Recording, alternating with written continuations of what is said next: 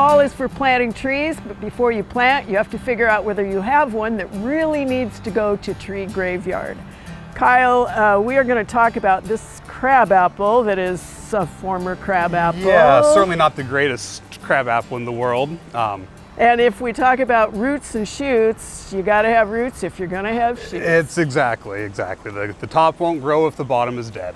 And in this case, when we dug this crabapple up, we dug it up, we cut it off because the shoots were starting to look a little wonky. Mm-hmm. But this is what we discovered. We have these J roots or hooked roots.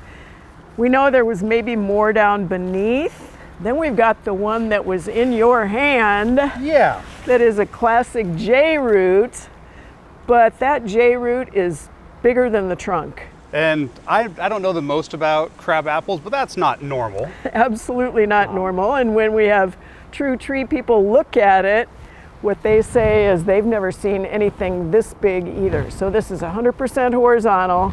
This is grafted because so many of our crab apples are grafted. But what in the world would have happened, we're not sure, to do this. And that's really only one of the issues associated with this crabapple. Nope. There is certainly a lot going on as we're looking at some of the roots. There's also a lot of these kind of bumps or galls that we're seeing. And this looks a lot like what we would see with crown gall. Mm-hmm. And so crown gall is caused by a bacteria, Agrobacterium, and it is ubiquitous in the soil. Unfortunately, it's pretty much everywhere.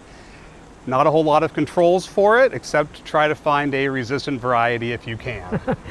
And we don't really know. So when we dug this one up, the first thing we noticed was students saw this white stuff, mm-hmm. and they thought it was maybe a slime mold. And that's the first thing that I thought as well, but I looked at it underneath the microscope and it is not a slime mold. And so I don't know exactly what it is. Generally when you think about white roots or white fungal growth on roots, armillaria is kind of the go-to. But as we kind of peeled back some of the bark here, there's none of the symptoms that we would see underneath the bark of armillaria. So I really think all this white stuff is just secondary. It's taking advantage of a very stressed tree. We took the trunk away, but let's look at what the top did look like, which is why we actually decided to cut this down. We had this sort of odd, not very healthy growth on one shoot, and then we had some things that looked kind of okay. This was an Adirondack crabapple, so it's supposed to be upright and vertical.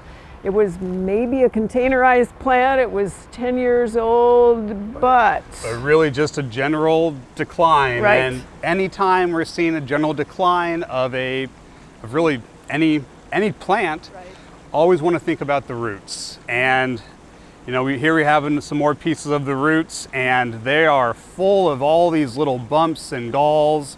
And at first I'd wondered, could it be root knot nematode?